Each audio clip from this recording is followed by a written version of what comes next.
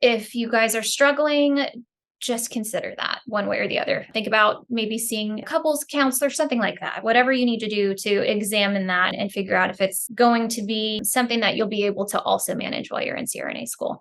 With regard to family and friends, they certainly recognized when I was going through that really stressful time, third semester, where my hair was starting to fall out and I was breaking out in hives and I just wasn't my happiest self. They certainly recognized that. And they were awesome. They would show up at my apartment when I'm just drilling flashcards nonstop, nonstop. And they would just drop off food for the week. And they were always there whenever I needed to call and kind of vent about what was going on in my life, which at that point was 100% CRNA school. Just making sure that you give yourself time to see the people that you care about that make you happy, that can help during those really stressful periods of your program.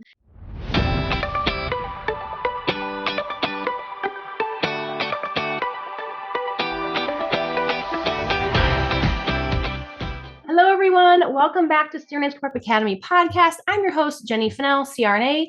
And today we have a very special guest, Cori Stone. Welcome to the show, Cori. Oh, thanks for having me. So some fun backstory on Cori is she was a CSB student, a while ago now, because you're going to be done in a year, which congratulations, you only have a year. That's like, you can start seeing the light at the end of that tunnel. Happy. We're getting there. Yes. So she was a CSB student. And so it's been fun to follow her journey on social. If you guys don't follow her already, you need to. She's very open about her anesthesia journey and what it's like being a current student. But something else unique about Cori is that she is a NICU nurse and she also has a travel nursing background, which are two kind of like, is that going to be okay for CRNA school? Can I travel and still have a good enough background to get in, or can I be a NICU nurse? And so this is living proof right here. So for those of you who are NICU nurses, the hope is there. The biggest thing I want to say about that is you just have to research your schools. You will see two things. You will see accepted and you will see on an individual basis, or no. Well, three things. So yes, accepted, individual basis, or no. The no is a no. The yes is a yes. And the individual basis is maybe if everything else is like stand out perfection. So I would err on the schools that say yes, that would be your top choice. The individual basis, those ones, you're taking a gamble, but just know that going into it and you'll be okay. All right. So that's enough of that spiel. But today we're going to talk about a really important topic, which is dealing with mental wellness in school, and kind of having Cori share with you guys, since it's really fresh in her brain. My brain's getting old when it comes to that, but just sharing what her experience was like and what she's done to kind of really put her mental wellness as a priority, which I know you went through relatively recently too, where you really had to make some big adjustments. So welcome to the show. Thank you. Happy to be here. So just to kind of piggyback off of what you were saying, Jenny, I think a lot of us SRNAs, RNAs, nurse anesthesia residents, we tend to be kind of type A, perfectionists. So we're always pushing ourselves. We're trying to do the best that we can possibly do. And sometimes that translates to pushing too hard, overworking yourself, and then finding yourself in a situation where you've just done too much. You're not prioritizing sleep. You're not prioritizing wellness, and then it catches up with you. And that's exactly what happened with me. Third semester was our busiest didactic semester. It was very heavy for pharmacology and pathophys. It was very dense, tons of memorization. And I found that I was waking up, brushing my teeth, studying all day long, barely giving myself breaks, and pretty much studying until the day ended, until I was ready to crawl into bed at the end of the day.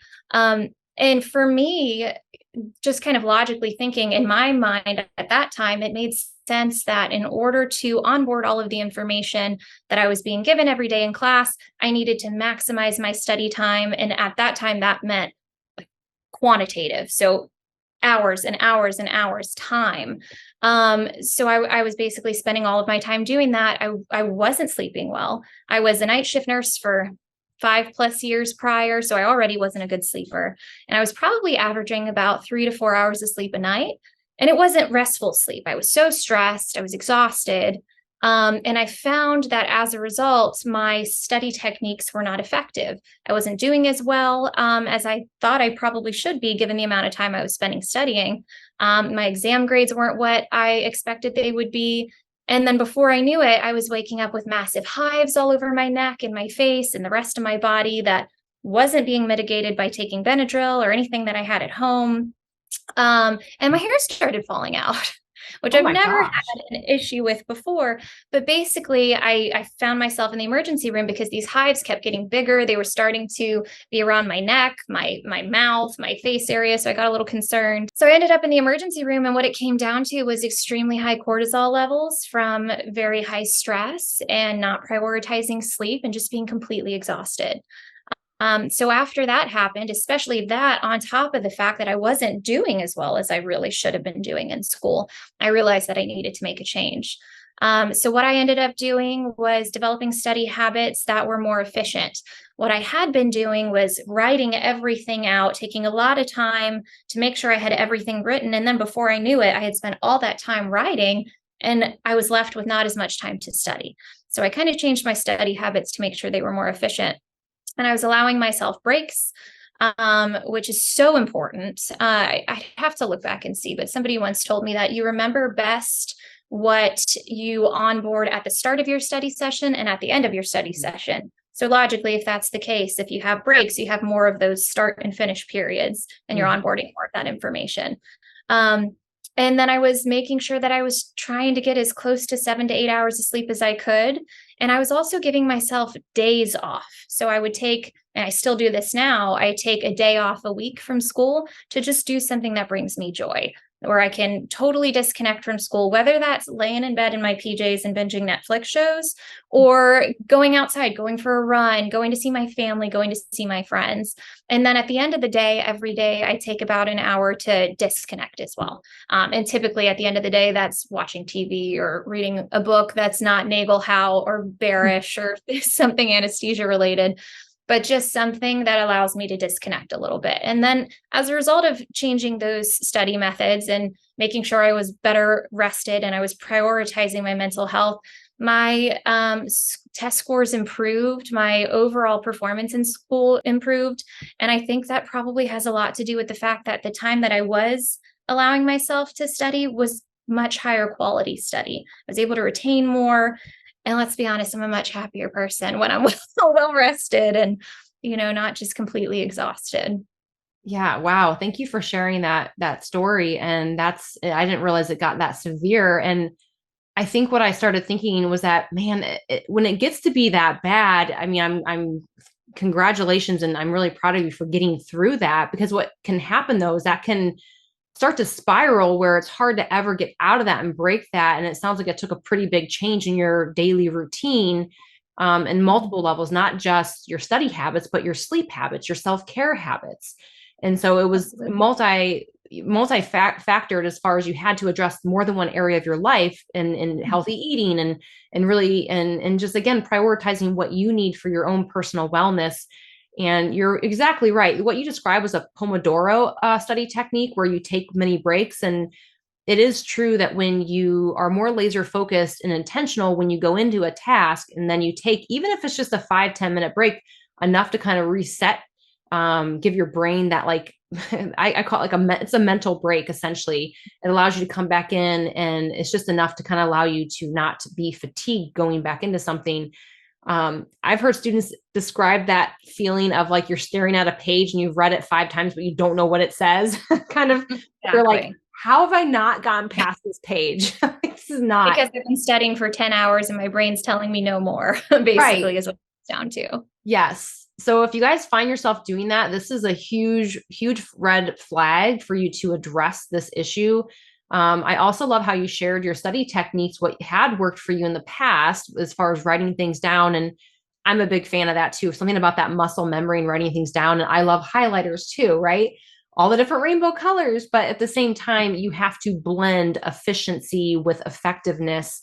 And sometimes, making flashcards and writing everything down is just not the most efficient way. So you have to be able to adapt to try other methods that will equally increase your effectiveness. That could be re-listening to a lecture while you're cooking dinner, or kind of, doing something like that, where you're maybe doing some audio listening, and mix it up a little bit with your tactile learning and reading. Yeah. I mean, that's probably one of the biggest pieces of advice that I give to people is you have to be flexible in your study techniques. Depending on what semester you're in, if it's fully didactic, if it's the front loaded portion where you're just onboarding a ton of items that you're having to memorize, or if you're in the clinical portion of things where you just don't have much time, you're going to constantly have to make adjustments to your study plan, because not every class, a certain study technique is going to be as effective as it was for a different class. So just constantly be evaluating your study techniques, making those appropriate changes, because if you stay steadfast in one study technique, you're going to find that sometimes it doesn't apply and translate to other classes. Yes, that's a really great advice. Thank you for sharing that. I also want to address the fact that you looked at your daily routine and the time you were spending between studying and self-care, and realized you had to really step up the self-care a notch, and you even take a whole day off once a week, which is great. I love your prioritizing sleep. That in itself will do wonders for your stress level, and making sure it's restful sleep. I myself struggled in school with sleep because I've always suffered from anxiety. Luckily now, I don't know, I should knock on wood before I say this, because it's like once we had kids, I swear it's like a hormonal thing, but I don't have sleep issues like I used to. Maybe it's because they run me ragged. I'm just kidding. You're exhausted at the end of the day. But I used to consider myself kind of an insomniac, meaning like I would have to take Benadryl or Unisom, Ambien. I tried Lunesta. I tried all kinds of sleeping pills, and that was not ideal, but I was desperate because I was going a day or more without sleeping. And I don't know how to describe what that feels like, other than like leaves you in an unemotional zombie kind of like state where you can't even think. Like it's almost it's unsafe to even drive a car. And Absolutely. I was doing that when I was working night shift. That's what kind of happened to me working night shift, is I started struggling with my sleep, like you, and to the point where it really affected my overall health. And I went into school with that as well, because I worked nights right before until I went into school. So did I. Another thing to maybe think about if you're listening, if this is you, because it sounds like Cori had the same experience. It's a good adjustment, especially if you're doing nights for a long period of time prior to starting school. So kind of allowing yourself a little bit of time in between to make that adjustment, I think is really helpful. Yeah. And like for me, I used to be able to power through it when I was at work. Don't get me wrong, I had a lot of days where I really, really struggled. But what's different in school that's different than when you're in the hospital is it's so mentally draining what you do, that physical sleep, I mean, like work was emotionally draining. Yes, mentally draining, but a lot of emotional draining, which when you're tired, I mean, don't get me wrong, it's not good, but it doesn't, like the exercise that you do to your brain when you're in CRNA school cannot withstand no sleep. You will have this experience that Cori had. So prioritizing sleep, figuring that out, what sleep schedule you need, get blackout curtains, try different sound machines. I had sleep music. I've try just play with what can work for you to get the restful sleep. I know, like for me, it was a restless mind where I was worried I'd be forgetting something. So I would go to sleep thinking about like, do I have dinner planned for the next night? Which was so annoying. I'm like, just stop, Jenny. Just go to bed. Who cares about dinner for tomorrow? Like, You'll be fine. You'll be fed. But just so what I did is I kept a journal next to my nightstand. And when I would have these restless brain moments, is I would jot them down. So I could just know I jotted it down. And I would go back to sleep, and that helped. So little things like that to try. But what did you to get that day off a week? When I guess I'm questioning, what is the order that you tackled this in? Because I think some people might be questioning, well, how did you just go about and do all that? Did you start with your study techniques first and then adjust your schedule? Or did you adjust your schedule and then figure out your study techniques with the time now that you had? So it was pretty fluid. It just kind of depended on the week. And that's still true for my study and personal life now. Basically, I would make a schedule every week. I would have a monthly schedule, but then I'd also have a weekly schedule. And I'd kind of take a peek at it to see, okay, what assignments do I have due? Do I have an exam that I need to study for? When is this quiz? And I would try to front load my studying if I could. And I still do that now. So in order to allow myself to have a day off, most weeks, there are just going to be some weeks that there is so much to do, it's just not possible. But when you do have those crazy busy weeks, if you're giving yourself those days off regularly, on either side of that, it's not as big of a deal.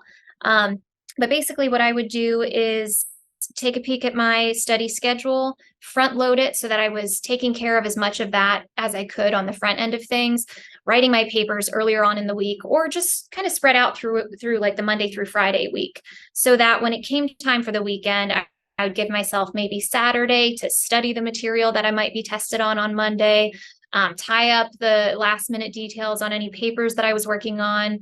And then I felt good on Sunday, let's say, to give myself a day to just disconnect a little bit. And then when I returned to it, maybe at the end of the day on Sunday or early Monday morning before an exam, I felt refreshed. I felt like it was a good period of time for me to dive back into it, because I've given myself that moment in between just to do something else and feel well and feel healthy and feel happy and disconnected from the nurse anesthesia life for just a brief moment. So it was, like I said, it was very fluid, really dependent on the week, and how much that I was juggling with school at that time, but doing whatever I could to kind of push it to the front end of things and make it so that I could allow myself that day off at the end of the week. Awesome. Thank you. And I also think there's really the science behind learning. A book I highly recommend is Make It Stick. I think it's by, his name's Daniel Brown. It's a really great book, but even more into the science of learning, there's something about taking that mental break that actually allows you to build your, inner connections in your brain, to allow you to retrieve better. So if you don't get that mental break with rest or taking these mental breaks, but doing something other than studying, you actually have a harder time consolidating the knowledge you did just take in and creating kind of a file that would be connected to other files in your brain. If you think of like your brain as a file system, it takes time for that file system to have little tiny tentacles that come off and connect to other files. And by resting, it allows your brain to develop those connections. So I think this is all great. And then, I know we talked about your time management and your study techniques and your sleep. What advice would you give to someone as far as handling like relationships in school and like your friends who maybe are not in school and things of that nature? Yeah. So, I mean, that's a really good point. And I think it's something that going into CRNA school, I think a lot of us understand that your family life, your time with your friends, it's not going to be the same as it was prior to starting school.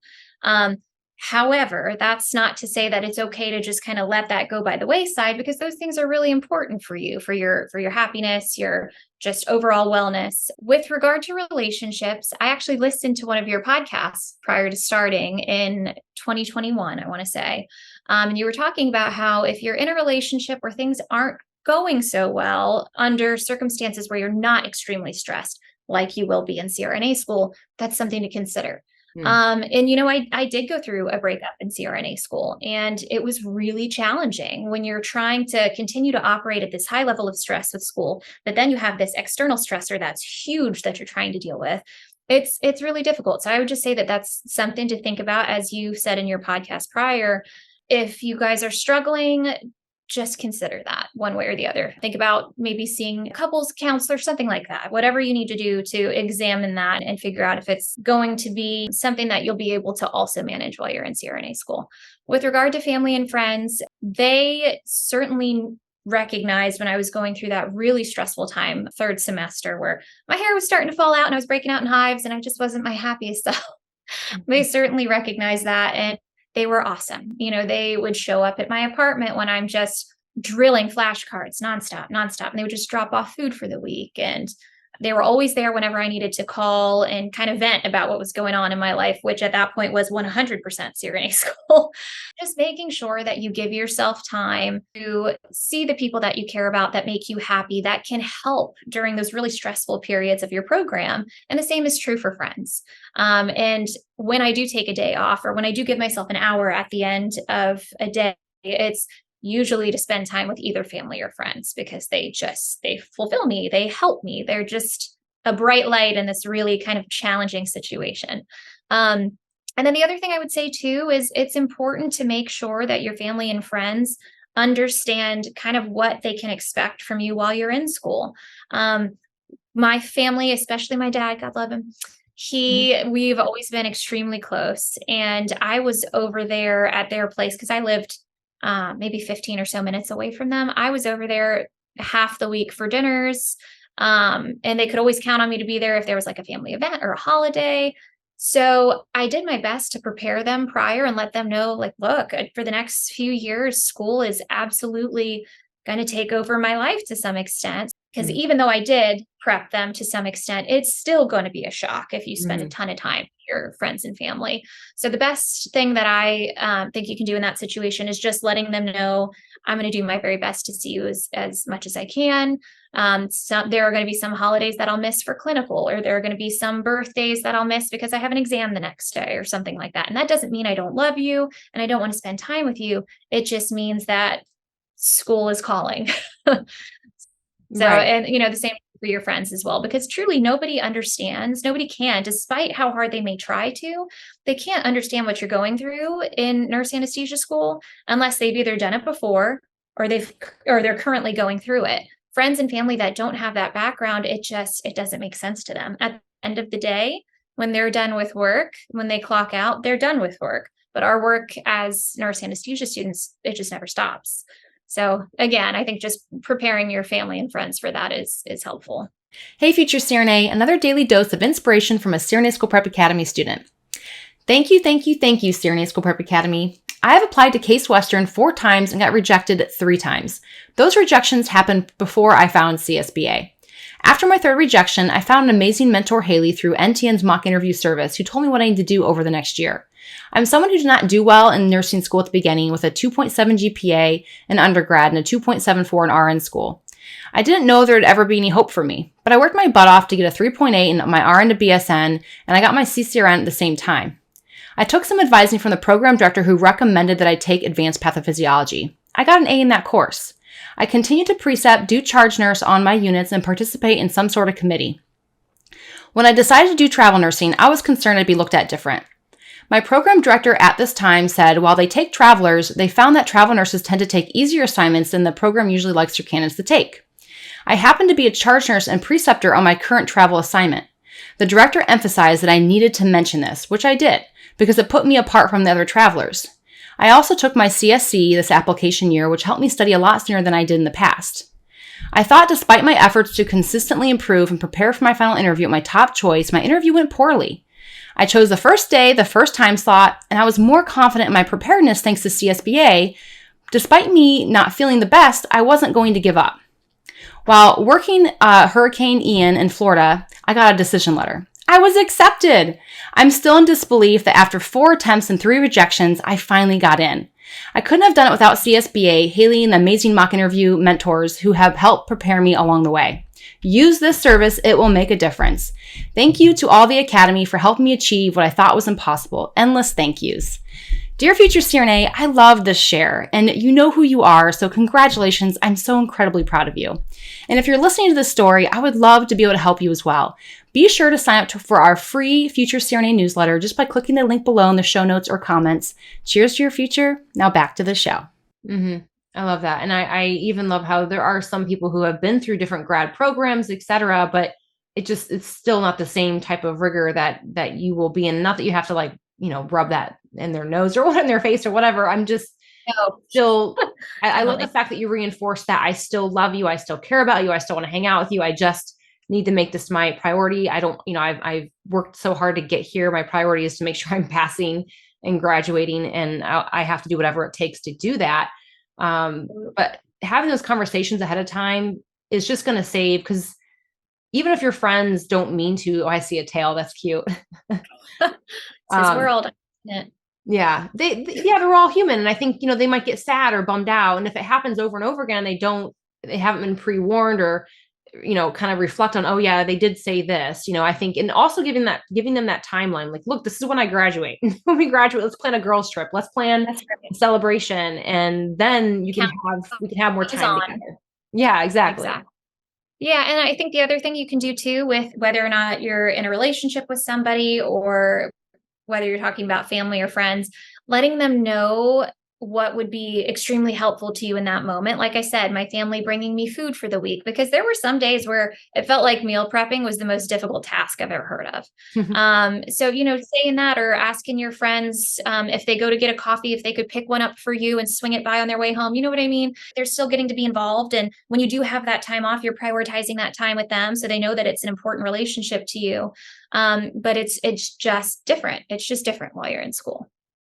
I love that you said that too. And even for like, if you're married, I think, especially if you've been married for a while, it's really key to address what your days typically look like and who does what chores, who does most of the child care, grocery shopping, house care, whatever it may be, because that may also shift. And you may have to say, it would be really helpful in school if when I asked you to, or when I requested, or, if you could do X, Y, and Z in addition to what you already normally do.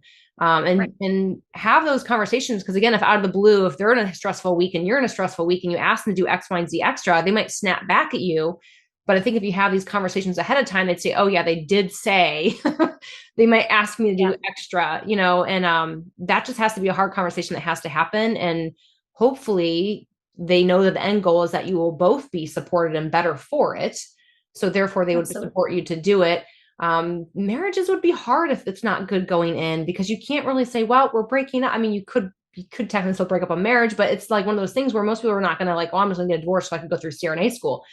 But that being said, I still, like you mentioned, the therapy ahead of time, that is really, really key. And I know not everyone's probably open to therapy, but I think the conversation still needs to happen. And then worst case scenario, because I know there are people listening who are like, well, I still don't know what to do because I just know my significant other is not going to be supportive. This is going to be a struggle the whole way through. And I'm so scared. And maybe you feel alone. And I want to speak to you right now that you need to see who else could be your support. And then if you have children, similarly, who else can support you? If it's not your spouse, can it be a grandma, a grandpa, an uncle, a friend? Who else can help you with childcare if you know you're going to struggle on the home front?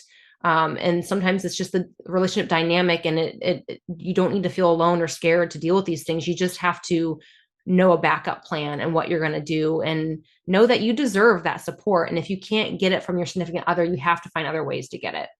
Absolutely. I think a support system is hugely important in CRNA school. And I don't have any kids myself. I have 2 cats. They're my babies at the moment, but I have plenty of classmates who have families, who have kids that they're taking care of. And, they're doing really well in CRNA school. And I think they attribute a lot of that to the fact that they have such a strong support system.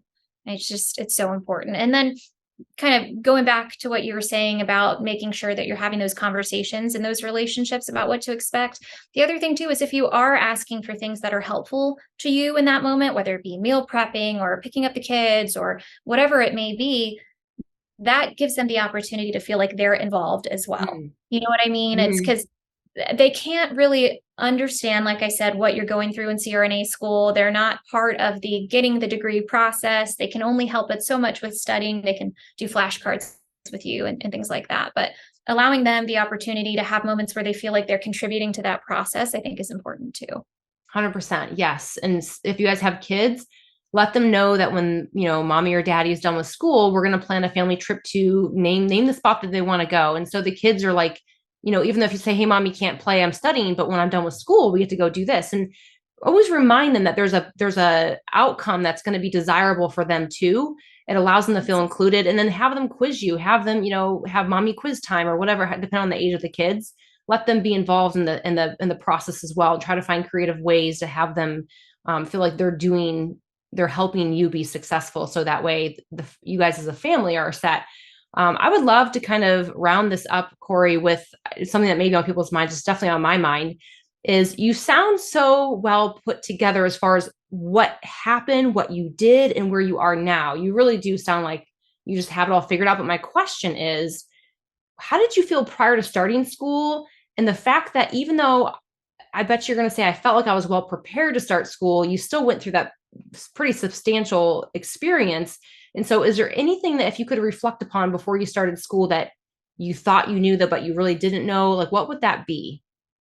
Absolutely. And first, I'd just like to say, trust me, there are days that are extremely hard days. And I don't deal with it particularly well. I might right now feel like I might feel and seem as though I'm coping well and I'm doing well, and I am right now for the most part. But there are still going to be days where we have off days or we have challenging, especially challenging days in school. So this is not to say that there are not those days. Those days are still going to happen regardless of whether or not you've made positive changes in your study habits and things like that. Um, in terms of feeling prepared prior to school, I did. We all feel like we're fairly prepared when we're entering into CRNA school because I think most of us are doing a ton of research prior and we try to get into the mindset that we understand what to expect. And I've also been the type of person that operates well under stress. I'm a licensed skydiver. I like to do high adrenaline things. And I really felt like I've been able to do all this stuff. I like adrenaline. I work well under pressure and stress, all the things that you put on your resume. But this is a different type of stress. CRNA school is an incredibly challenging thing to go through in that it is nonstop. Again, you're going to give yourself breaks, but it is for 3 years, your school is really a huge, huge, huge part of your life, if not your whole life somewhere. Though I felt prepared because I knew how I reacted to stressful situations prior, I think kind of giving yourself the space to think on, well, this is a different experience than I've ever experienced before. Let me make sure I'm setting myself up for success by doing healthy things on the front end. So I'm not finding myself in a situation where, holy moly, my hair is falling out. I got hives everywhere. What happened? Because honestly, in that moment prior to that happening, I recognized that I was studying too much and that I wasn't sleeping enough. But I felt like I was managing it okay until my body told me I wasn't. And then that is when I kind of came to the realization, okay, this is clearly not working. This has never happened to me before, and I need to make some changes. So one of the questions that I get asked a lot is, I've gotten into CRNA school. I start in a few months. What can I do to prepare? Mm-hmm. And I'm sure everybody rolls their eyes at me. My cat falling off the dresser. I'm sure everybody rolls their eyes at me when I say nothing. Identify study apps that you'd like to use so that you're not kind of learning how to use those apps at the same time you're trying to study. So maybe familiarize yourself with those apps. But aside from that, go on that vacation you've been wanting to go on. Take that time off work, spend that time with your family and your friends, because those things will look very different once you start school. CRNA school will prepare you for everything that you need to know to provide anesthesia. You'll learn everything that you need while you're in school. So there's no amount of preparation, I think, that is going to be substantially helpful prior to starting school. I think that's an important time to prioritize your health and wellness and your family and the things that are important to you. And maybe kind of familiarizing yourself with the concept that this is going to be very stressful. This is stress. Let's make sure I'm doing the things that I need to do early on to prevent myself from finding myself in a position where I'm extremely stressed and overwhelmed and my study methods aren't working and my family's upset because I'm freaking out at them and things like that. Though I felt prepared, I wasn't. And I think a lot of people experience that. So the more awareness that can be brought to SRNA, RNA, nurse anesthesia resident wellness, it's an important topic. And most of us will find ourselves in a situation, maybe once, maybe multiple times, where we're just overloaded and panicked and there's just too much. There aren't enough hours in the day. But if you can set yourself up for success, I think you can try to minimize those bad days. Mm-hmm. Yes. And I think you mentioned the beginning type A, and it sounds like a recurring theme that I think everyone has somewhat unrealistic expectations for what they probably can do with 24 hours in the day, right? And you want to always do your best and you're used to showing up as your best, but the reality sometimes just good enough is good enough. And some days you're going to have days where that's okay. You just have to pass the test. You have to do good enough in clinical to where you don't get an angry preceptor coming at you. And that's okay. It's okay not to always be that rock star and to give yourself that grace that you need to take a deep breath. I also face a lot of students asking me, what do I do before I start school? And that's a very hard question to answer because it's incredibly different for every single person. And it's one of those things where it just really depends on what you as an individual needs. 100% spend time with your friends, family, take a breather. You did it. You got into school. This is amazing. Take this time to celebrate. but know what you need, meaning, do you need to take one more trip with your family? Have you not had one? Well, then yes, you need that. But maybe you just got back from vacation. So now what do you need? Well, maybe you need to address your relationships with your husband. Okay, we'll start working on that.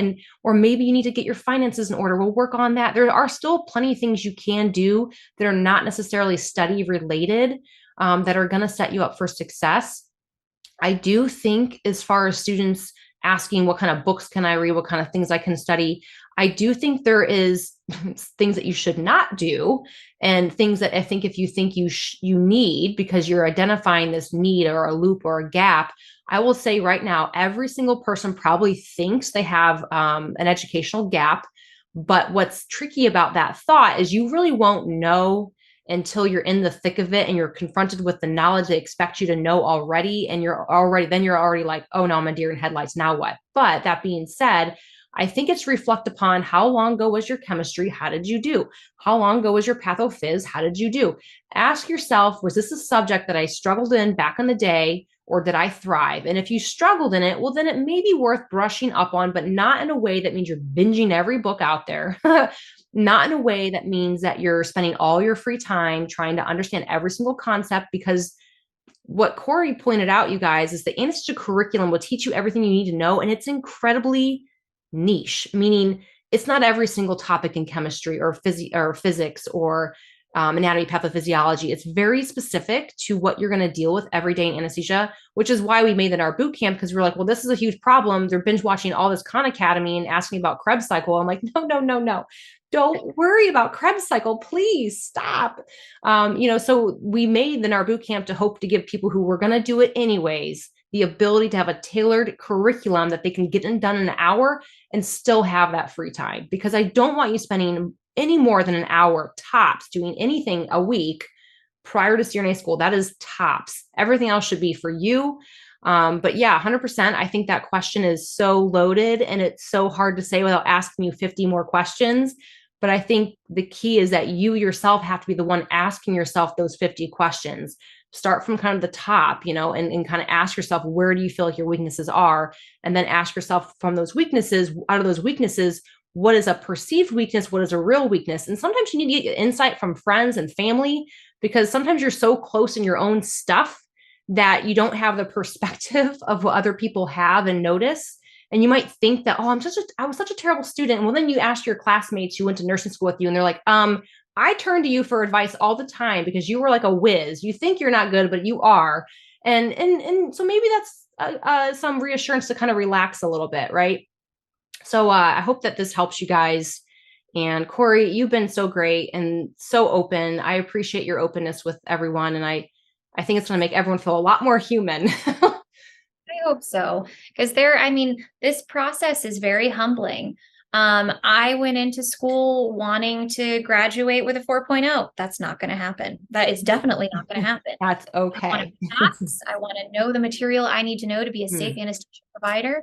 And I want to make sure that I'm not losing my mental, emotional, physical well-being in the process, because it's important to prioritize both. You need to be a safe provider when you graduate. You need to perform decently well in school. And you also need to make sure that you're not totally losing yourself while you're going through it.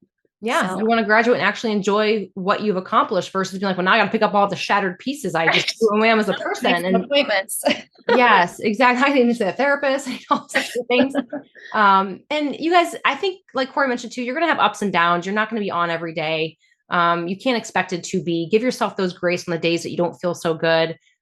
Fall back on your support. Don't be afraid to reach out for help. Never. There are, even the ANA has a help support line. I mean, if you ever feel like you need, something, if something's not right, or even if you think someone else could be dealing with a hard time and maybe doing something that is going to be harmful, there are resources out there through the ANA and also your friends and family that I hope that you fall back on. But yeah, you need your emotional health, you need your physical health, and you don't need straight A's. There's something to be said about what you need to know to pass boards and clinical. I'll tell you right now, there's not that much book knowledge. I hate to say this, but it's just true. There's not that much book knowledge you need to practice safe anesthesia. I mean, don't get me wrong. There are tons of niche little specialties and tips and wisdom within every niche of anesthesia. But for the most part, there's a solid chunk you will use on a daily basis, and everything else is like wind. The anesthesia is the leaves and the wind. Well, the wind's everything else. You just can let it go. But obviously you got to pass boards. And so I'm not saying it's not valuable and don't take it that way, but just don't beat yourself up if you're not getting everything. You never will. It's not meant for that. It's meant to be good enough to be a safe practitioner. So thank you, Cori. How can people find you, connect with you? I know I mentioned that you have an Instagram. Is it Stone Anesthesia? So Stone Anesthesia. It's Stone Anesthesia. STONESTHESIA. So Stone Anesthesia, basically my last name, and then a play on anesthesia. But yeah, reach out to me with any questions. I'm always happy to help. And kind of my goal with regard to this topic is to help people recognize signs that they're kind of heading in the wrong direction when it comes to just overworking themselves and overdoing it. And then kind of provide you with some efficient study techniques that have helped me. And basically, if you just need to talk to anybody, I'm here. Oh, well, thank you so very much. I'm sure our listeners will all reach out to you. And it's been such an honor to have you on the show. Oh, thank you so much, Jenny. I appreciate you. This has been great.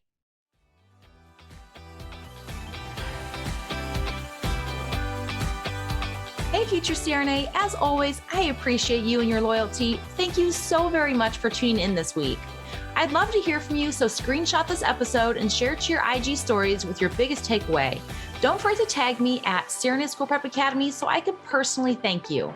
Be sure to head over to CRNASchoolPrepAcademy.com to check out our blog and gather free resources to help you along your CRNA journey. Stay strong, and I'll see you next week.